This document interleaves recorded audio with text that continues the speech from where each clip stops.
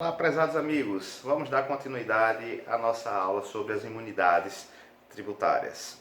Neste vídeo estaremos falando sobre as imunidades da linha C, referente à impossibilidade do Estado de instituir impostos sobre patrimônio, renda e serviço dos partidos políticos e suas fundações, das entidades sindicais dos trabalhadores, das instituições de educação e assistência social sem fins lucrativos.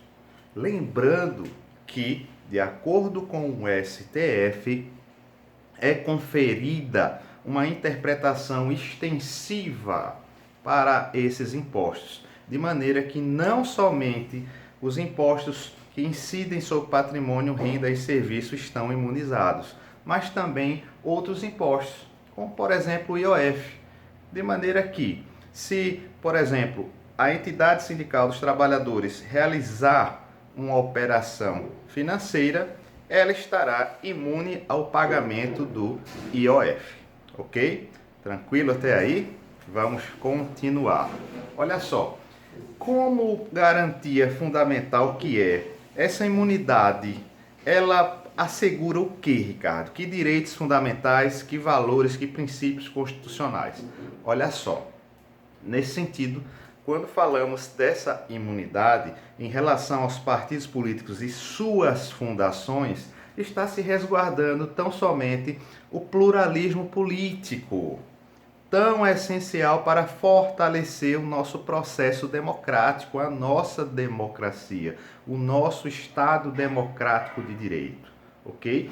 Em relação às entidades sindicais dos trabalhadores, está se garantindo aqui a liberdade sindical, a liberdade que eu e você temos de nos associar, de nos sindicalizar, certo?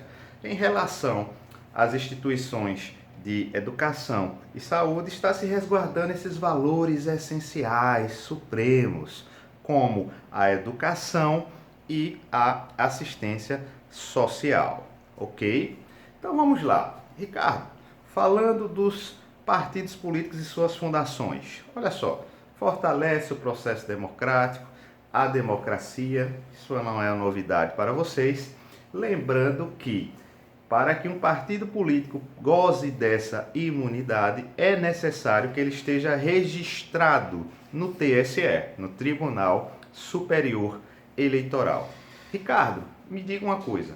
Se o partido político decide alugar um imóvel de sua propriedade, certo? Para um terceiro, esse imóvel irá permanecer imune ao pagamento de IPTU?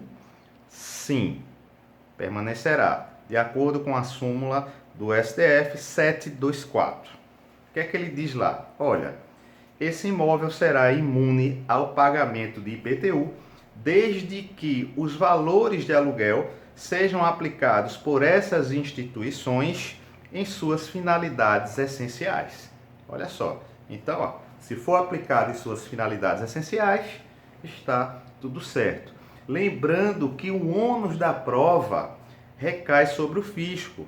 O fisco é que deve provar que as instituições não estão aplicando da forma devida, ok? Ou seja, as instituições não precisam se preocupar em provar que estão aplicando corretamente, tá? Porque a presunção pesa a seu favor, ok? Em relação às entidades sindicais, vale lembrar que essa imunidade recai sobre a entidade sindical dos trabalhadores, parte hipossuficiente na relação do trabalho. Ela não abrange as entidades sindicais patronais, porque essas detêm capacidade contributiva, têm capacidade econômica para contribuir, sem que isso comprometa o exercício de suas finalidades essenciais. No mais, as instituições de ensino e educação estão se resguardando esses valores, né? O valor da educação presente lá no artigo 205 da Constituição Federal, da assistência social 203, tá? São direitos sociais do artigo 6º, tá? A Constituição declara que as entidades governamentais devem implementar políticas públicas nesse sentido, tá? Voltadas para fortalecer, para melhorar a qualidade do ensino e da assistência social no país. Afinal, são valores, são direitos sociais. Ok? Ricardo, me diga uma coisa. Eu vi lá na linha C que essa imunidade demanda regulamentação legal, de acordo inclusive com o artigo 146 da Constituição. Existe essa regulamentação legal? Sim.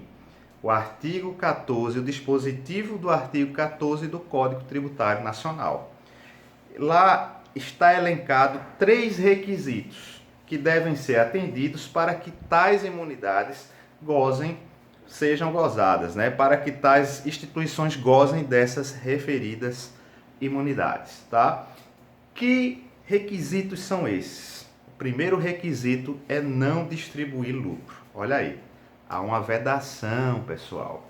Olha só, essas instituições não podem distribuir o lucro entre seus gestores, administradores e diretores.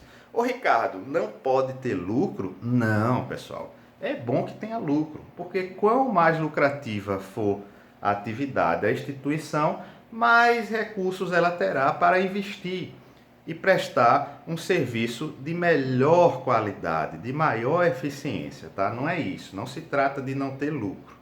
Afinal, não é bom que nenhuma entidade, nenhuma instituição funcione no vermelho, com elevado passivo fiscal, trabalhista, empresarial, econômico, seja lá o que for, ok? Então, nesse sentido, não pode distribuir lucro entre gestores, administradores e diretores. A linha B, olha só, o que é que está lá na linha B? Não é possível que se aplique esses recursos no exterior. Essas instituições devem investir integralmente aqui no Brasil, porque essa imunidade é concedida visando o desenvolvimento nacional, pessoal. Esse é o sentido, tá? Então não se pode enviar remessas para o exterior, para investir em outras instituições lá no exterior, instituições estrangeiras, ok? E por fim, tem a necessidade de se manter em dia a escrituração contábil. Ricardo, por que essa exigência? Olha só, é através dessa exigência que o fisco irá examinar, analisar se as duas exigências anteriores estão sendo atendidas. O fisco só vai ter certeza de que essas entidades não estão distribuindo o seu lucro, não estão investindo no estrangeiro, através da análise dos seus livros contábeis.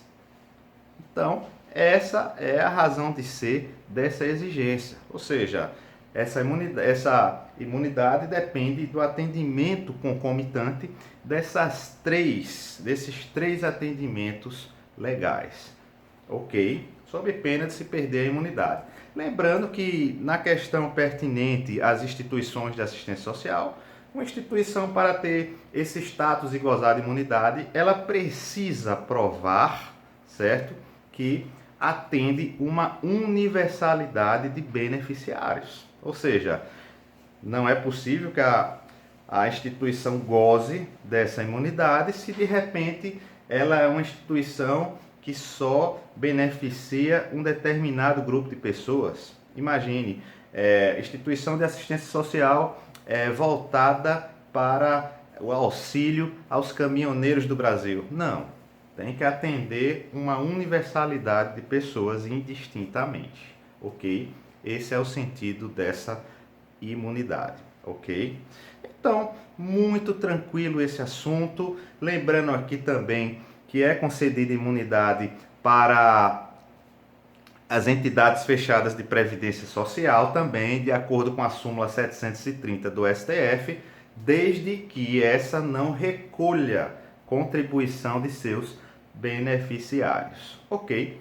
Assunto muito tranquilo, muito recorrente em provas de concurso público e exame de OAB, creio que não há dúvidas quanto a isso. No próximo vídeo estaremos abordando o tema das imunidades culturais ou de imprensa e também imunidade musical. Até lá, um grande abraço.